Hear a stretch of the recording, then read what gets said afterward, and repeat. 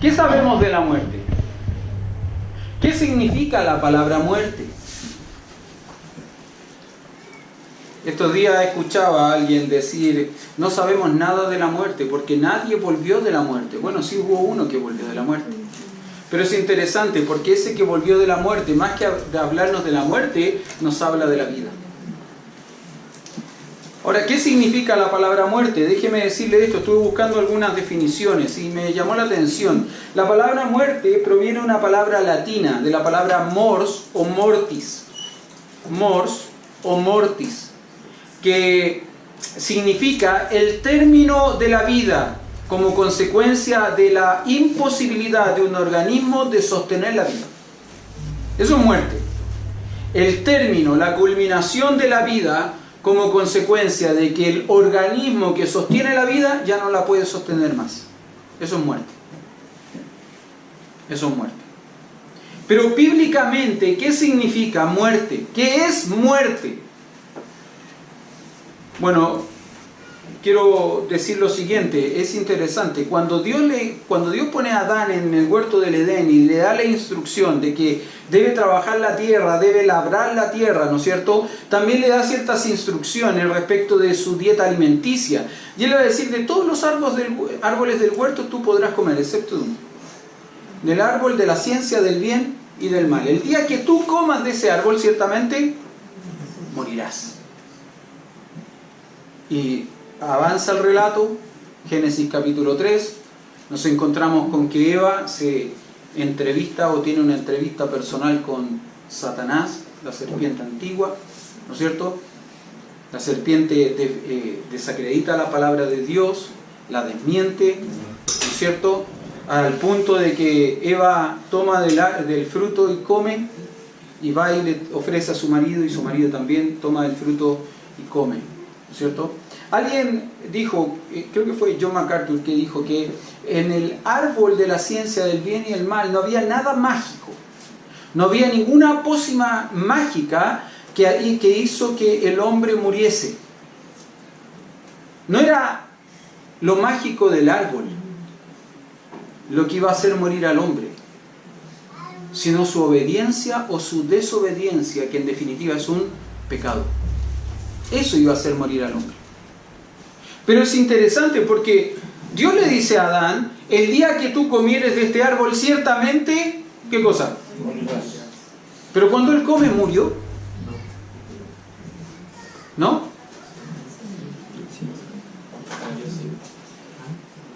Porque si él no murió, entonces Dios mintió. Para Dios murió. Para Dios murió, ya. Después Ok.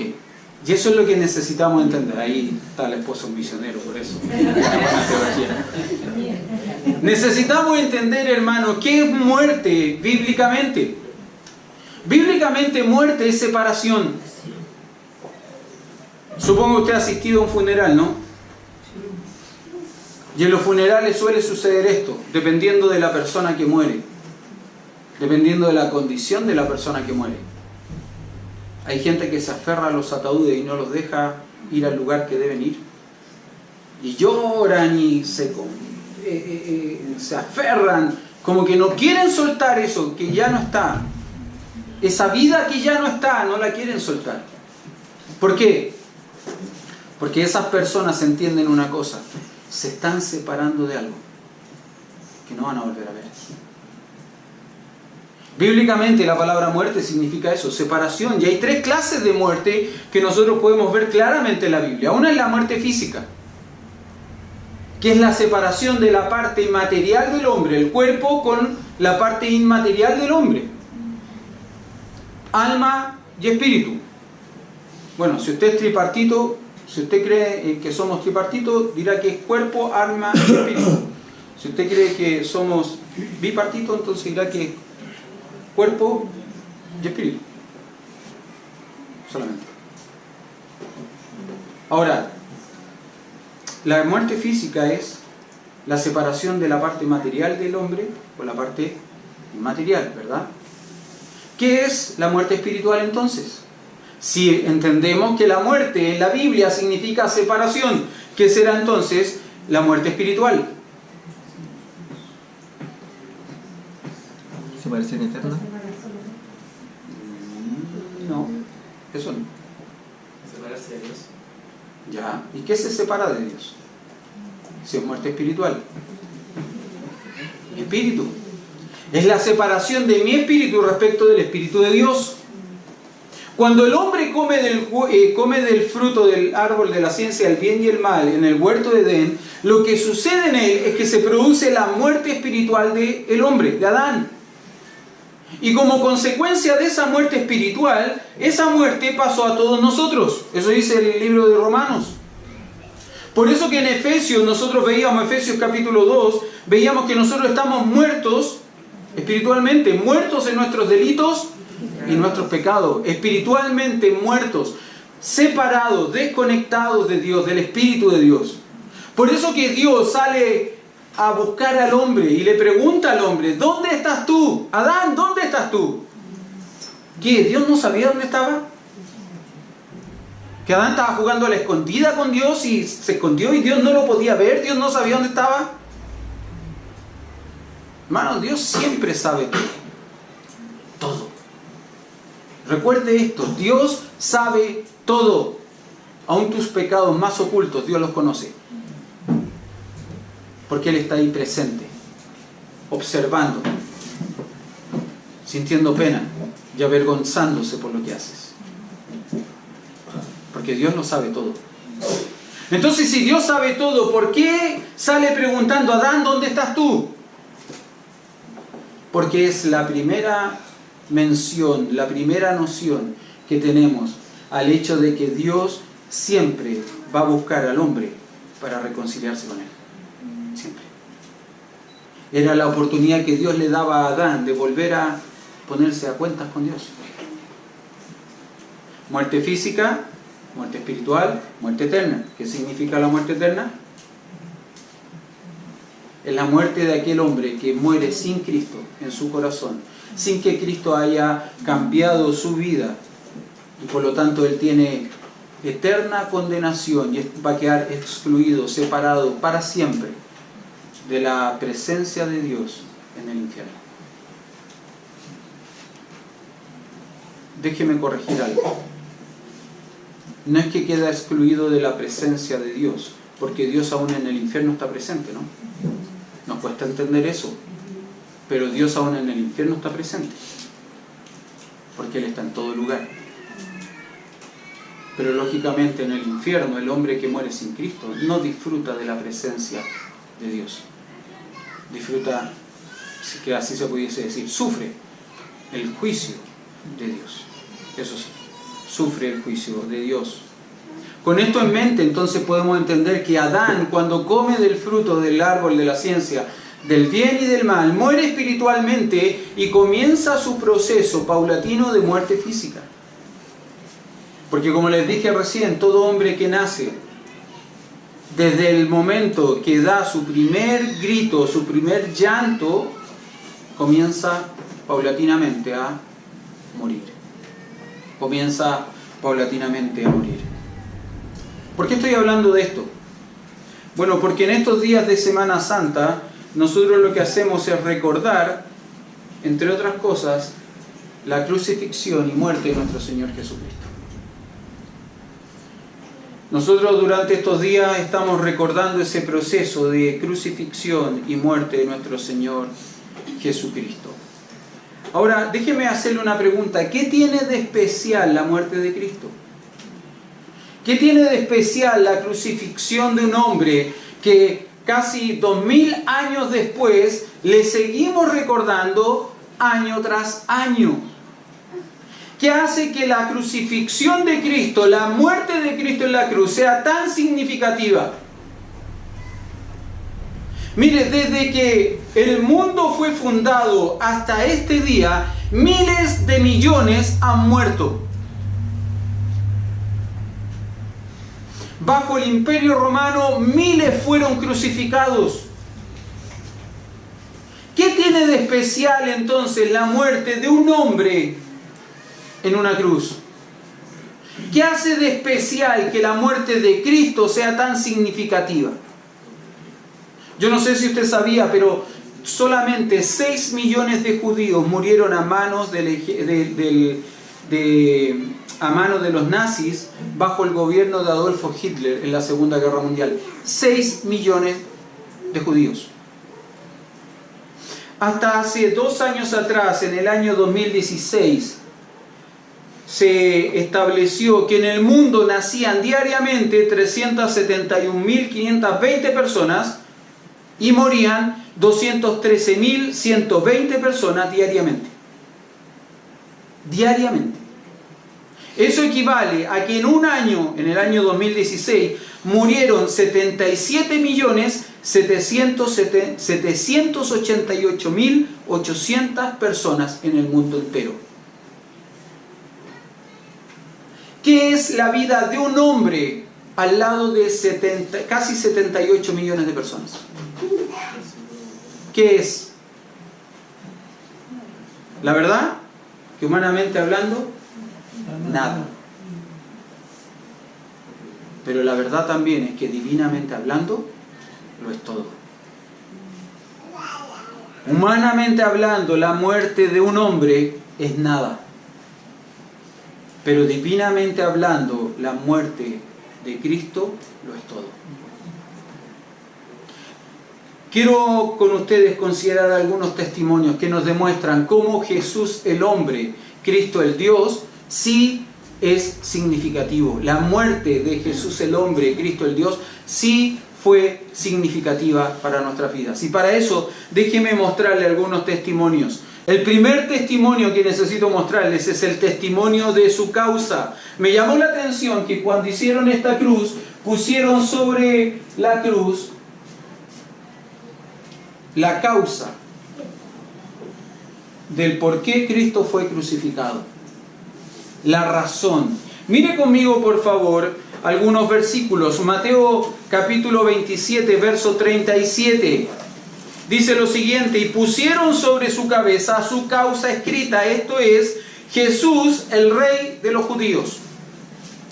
Jesús, el Rey de los judíos.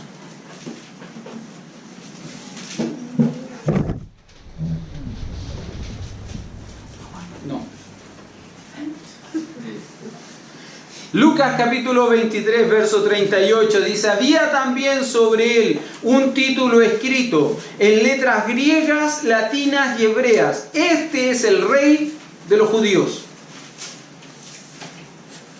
Juan capítulo 6, verso 19 y 20 dice: escribió también Pilato un título que puso sobre la cruz, el cual decía: Jesús Nazareno, Rey de los judíos. Y mire lo que dice interesantemente. Verso 20. Y muchos de los judíos leyeron este título porque el lugar donde Jesús fue crucificado estaba cerca de la ciudad y el título estaba escrito en hebreo, en griego y en latín. Bien, Felipe, gracias.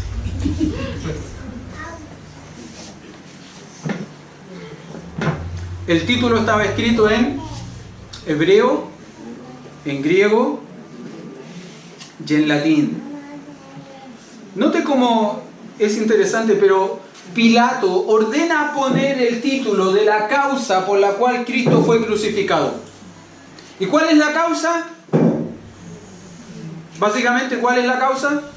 Es el Rey de los judíos. Rey de los judíos. Usted sabe que el sistema religioso de la nación de Israel vino donde Pilato a reclamar y le dijo: saquen ese título.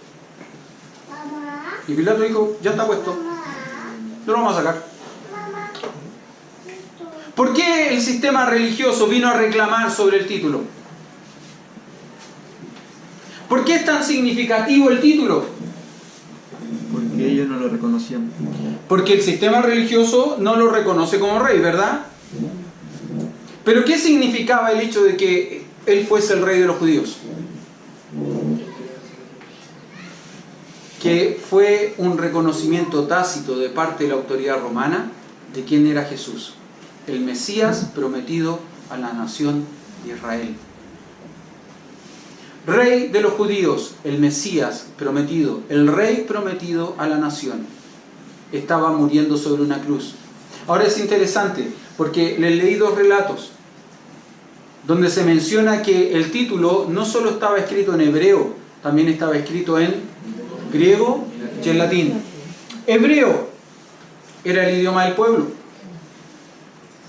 Griego era el idioma universal. Así como hoy día se dice que el inglés es el idioma universal, bueno, en ese tiempo el idioma universal era el griego. Y el latín era el idioma del imperio. De esta manera, la causa de la muerte de Cristo sobre la cruz recae sobre toda la humanidad. Alcanzó a toda la humanidad. Cualquier hombre contemporáneo a la crucifixión de Cristo pudo entender el por qué Cristo estaba siendo crucificado. No porque era un delincuente, no porque era un malhechor, no porque era un asesino, sino porque era el rey de los judíos, el Mesías prometido a la nación de Israel. El testimonio de la causa nos dice quién fue el que murió sobre la cruz. Pero no solamente el testimonio de la causa. Mire conmigo otro testimonio. Lucas capítulo 23, versos 32 y 33.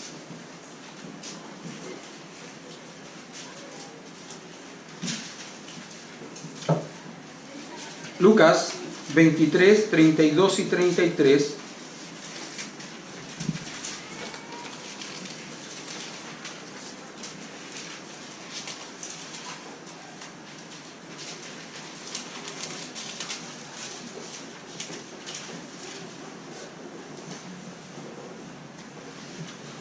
Dije Lucas 22, 23, perdón, Lucas 23. Llevaban también con él a otros dos que eran malhechores para ser muertos. Y cuando llegaron al lugar llamado La Calavera, le crucificaron allí, y a los malhechores, uno a la derecha y el otro a la izquierda. Eso nos dice Lucas 23, 32 y 33. Mire lo que dice un poco más adelante. 39 al 43. Y uno de los malhechores que estaban colgados le injuriaba diciendo: si tú eres el rey, si tú eres el Cristo, sálvate a ti mismo y a nosotros. Respondiendo el otro le reprendió diciendo: ni aún temes tú a Dios, estando en la misma condenación. Nosotros a la verdad justamente padecemos, porque recibimos lo que merecieron nuestros hechos, mas éste ningún mal hizo. Y dijo a Jesús: acuérdate de mí cuando vengas en tu reino. Entonces Jesús le dijo: de cierto te digo que hoy estarás conmigo en el paraíso. ¿Sabe? Es interesante, pero en Mateo capítulo 27, donde se nos relata, se hace el relato paralelo a este momento, dice que los dos malhechores injuriaban a Cristo. No uno solo, sino que los dos en algún momento le injuriaron y se burlaron de Cristo. Pero Lucas nos relata que en algún momento, en uno de esos malhechores, en uno de esos delincuentes que estaba crucificado al lado de Cristo, hubo un cambio. Y ese cambio le llevó a reconocer a Cristo como lo que era verdaderamente, como lo que es verdaderamente. Cuando reconviene a su compañero, ¿no? Ni aún tú temes a Dios estando en la misma condenación. ¿Sabe lo que hizo el malhechor? En este caso, este ladrón, ¿sabe lo que hizo? Reconoció quién es Cristo. Y es interesante pensar en esto, porque probablemente él, de hecho, él no tenía más esperanza, él no tenía mayor destino, mejor lugar. Era la última oportunidad que él tenía de encontrarse con Cristo. Y él se encontró en la cruz, en el lugar de su padecimiento, en el lugar de su sufrimiento. Se encontró con Cristo y reconoció a Cristo y reconoció quién era. Reconoció quién es. Ni aún temes tú a Dios estando en la misma condenación. Nosotros a la verdad justamente padecemos porque recibimos lo que merecieron nuestros hechos, mas ningún mal hizo. Y es interesante el clamor de este hombre en la cruz. Porque mira a Cristo por última vez y le hace una sola petición: acuérdate de mí cuando vengas en tu reino. Y Él lo piensa en el futuro, ¿no? Acuérdate de mí en el futuro, cuando regreses, porque Él conoce, Él es parte de la nación, Él conoce la historia y Él sabe las promesas que a la nación se le han hecho. Acuérdate de mí cuando vengas en tu reino. Pero es interesante la respuesta de Cristo, porque Cristo le dice: no vas a tener que esperar hasta el futuro. Hoy estarás conmigo en el paraíso. Para muchos esto pudiese parecer un evento histórico, ¿no? Pero en realidad este evento marcó la diferencia en la vida de este pobre hombre, porque marcó su destino eterno. El testimonio de la causa, el testimonio del ladrón. Otro testimonio, mire conmigo, Lucas 23, seguimos en el mismo pasaje. Desde el verso 44 al 45, cuando era como la hora sexta, hubo tinieblas sobre la tierra hasta la hora novena. Y el sol se oscureció y el velo del templo se rasgó por la mitad. Cuando era la hora sexta, hubo tinieblas sobre la tierra hasta la hora novena. ¿Cuál es la hora sexta, hermano? ¿Cuál es la hora novena?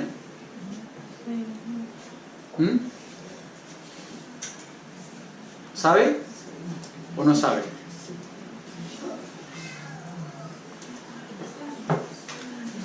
El horario en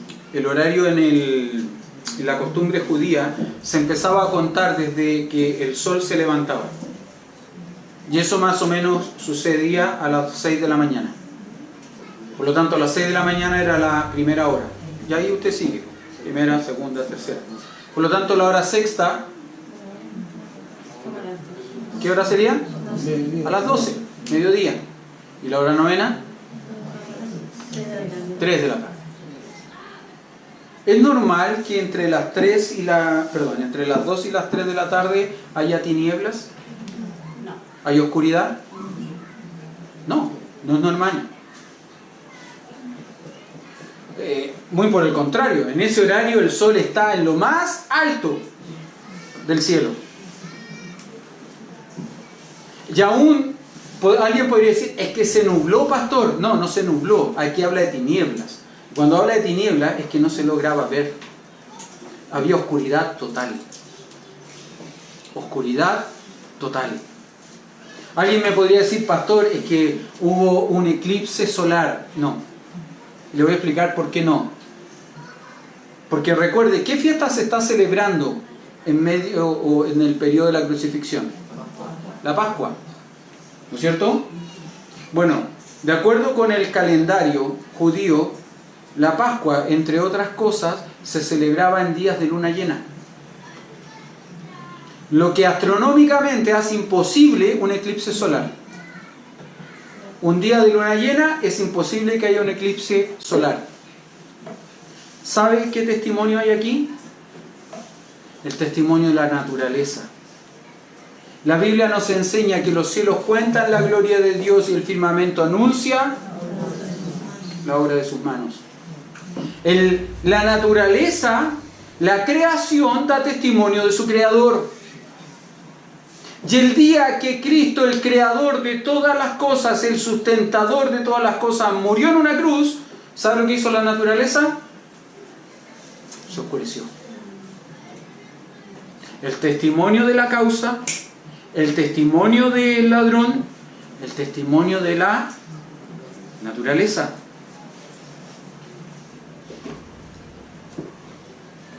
Otra cosa más, otro testimonio más. Vaya conmigo a Mateo capítulo 27. Y este texto se lo deberá saber bien el Felipe. Mateo capítulo 27, verso 54.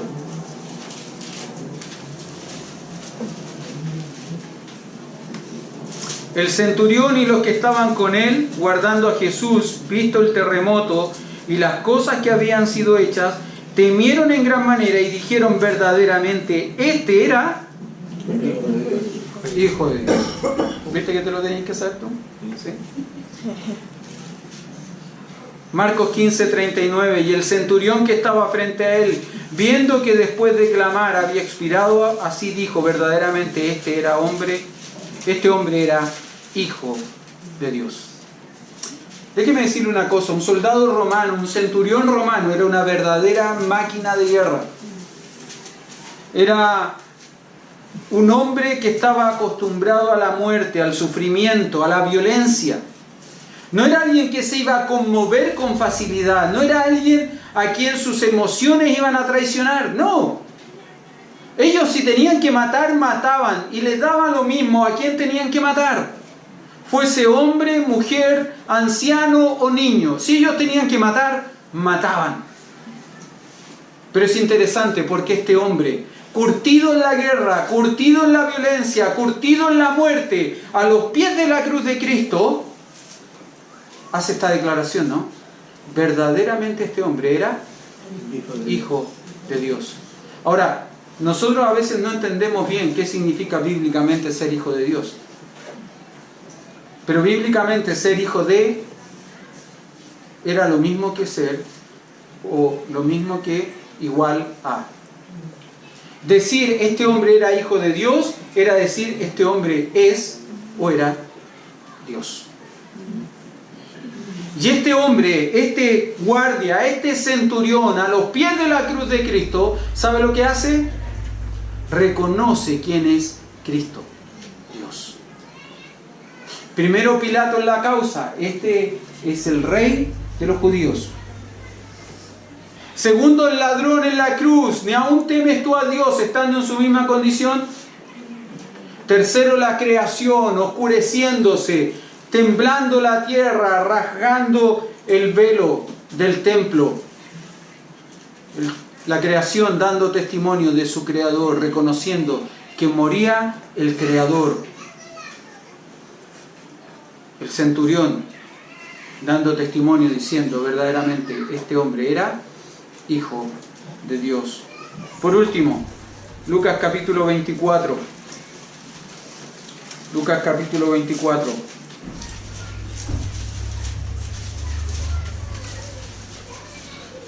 Verso 1 al 5. El primer día de la semana, muy de mañana vinieron al sepulcro trayendo las especies aromáticas que habían preparado.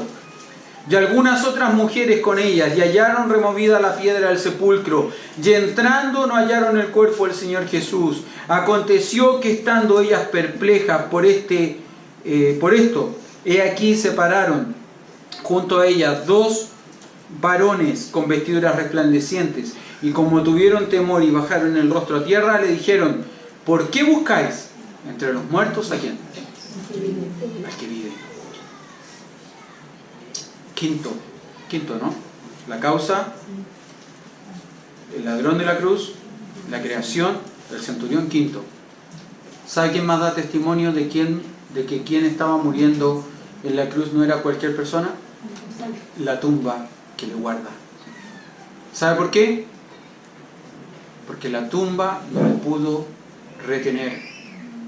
Porque la tumba no le pudo contener. La tumba quedó vacía. ¿Por qué buscáis entre los muertos al que vive? ¿Por qué buscáis entre los muertos al que vive? Mire, déjeme mostrarle un texto que me llamó la atención cuando lo leí ayer. 1 Corintios capítulo 2. 1 Corintios capítulo 2, verso 1 y 2. Así que, hermanos, cuando fui a vosotros, dice el apóstol Pablo a la iglesia en Corinto, cuando fui a vosotros para anunciaros el testimonio de Dios, no fui con excelencia palabras o de sabiduría, pues me propuse no saber entre vosotros cosa alguna, sino a Jesucristo y a este crucificado. ¿Sabe que la centralidad del Evangelio es la cruz? Usted no puede predicar el Evangelio sin cruz. No puede. Estaba viendo una película estos días, una película cristiana, muy interesante, que habló de muchas cosas. Habló de perdón, Bien. Habló de... ¿De qué más habló? Donación de órganos.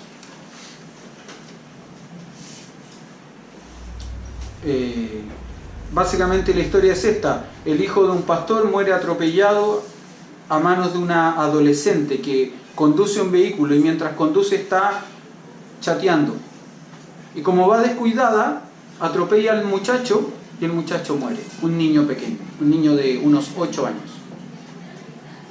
Entonces, cuando aún no muere, cuando aún está conectado a máquina, le piden a sus padres que donen sus órganos. Usted entenderá, ahora va a entender por qué le estoy contando la trama de la película.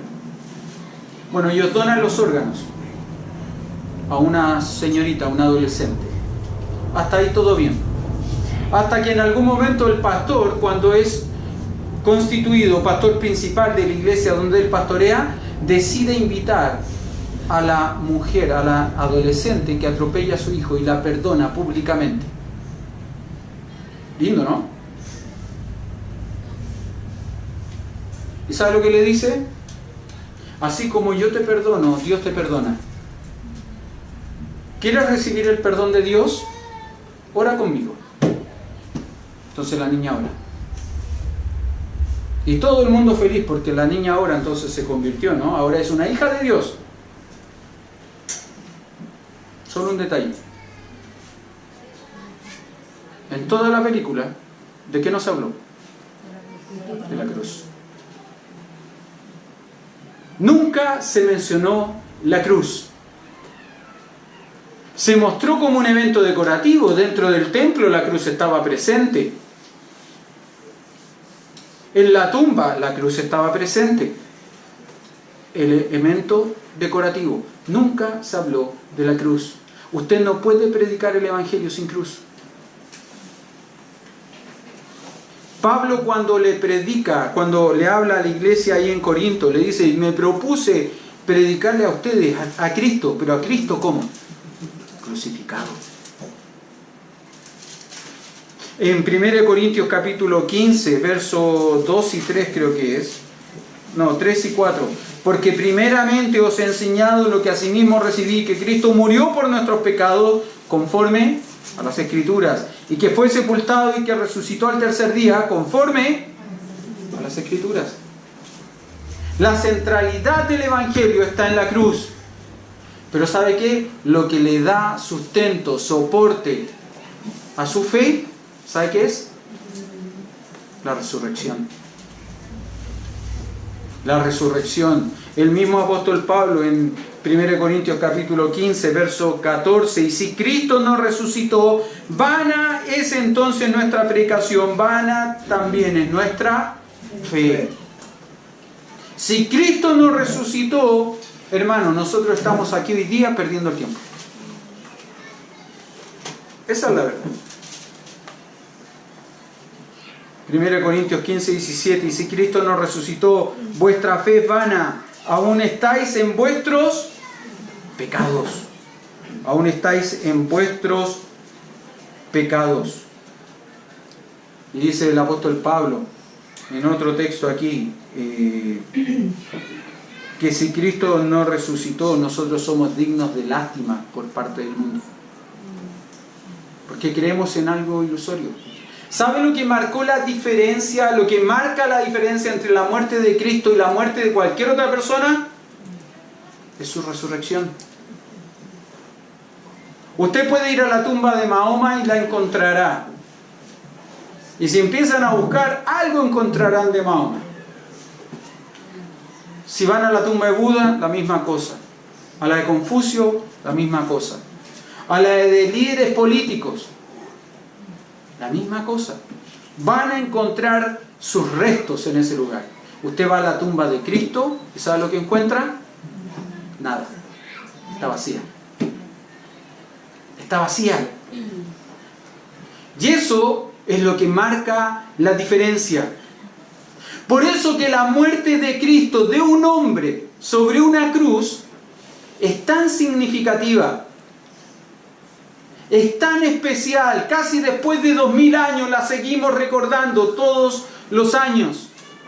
Y probablemente cuando predicamos el Evangelio, espero que así sea, la seguimos recordando. Y la seguimos comunicando. Porque no fue cualquier persona. Fue Dios mismo, muriendo en una cruz, haciendo lo que yo no podía hacer, para que yo pudiese tener lo que de otra manera jamás hubiese podido obtener. Por eso que es tan significativa la muerte de Cristo. Déjenme terminar leyendo algo para ustedes. Lo recordé hace un ratito, por eso lo busqué ahí y lo tengo de esta forma. Perdón que lo haga así, pero déjenme leer esto. He aquí un hombre que nació en una aldea desconocida, el hijo de una campesina. Creció en otra aldea. Trabajó en un taller de carpintería hasta que tuvo 30 años y luego por 3 años fue un predicador ambulante. Nunca fue propietario de una casa, nunca escribió un libro, nunca ocupó un puesto, nunca tuvo familia, nunca fue a la universidad, nunca puso un pie en una gran ciudad, nunca viajó más de 300 kilómetros del lugar donde nació, nunca hizo una de esas cosas que usualmente acompañan la grandeza, no tuvo credenciales aparte de sí mismo. Siendo joven todavía, la corriente de opinión popular se volvió contra él. Sus amigos se apartaron. Uno de ellos lo negó. Fue entregado a sus enemigos. Atravesó la burla de un juicio. Fue clavado en una cruz entre 2 ladrones. Mientras moría, sus ejecutores echaron suerte por la única propiedad que tenía en la tierra, su vestido. Cuando murió, fue descolgado y puesto en una tumba prestada por la piedad de un amigo. 19 largos siglos, ya son 20, ¿no? 20 largos siglos han ido y venido. Y hoy es el centro de la raza humana y el líder de la columna del progreso. No exagero cuando digo que todos los ejércitos que han marchado alguna vez, todas las naves que han sido construidas, todos los parlamentos que han sesionado y todos los reyes que han reinado, juntándolos a todos, no han afectado la vida del hombre en esta tierra tan poderosamente como lo ha hecho esa sola vida solitaria. ¿Sabe de quién habla, no? De Jesús.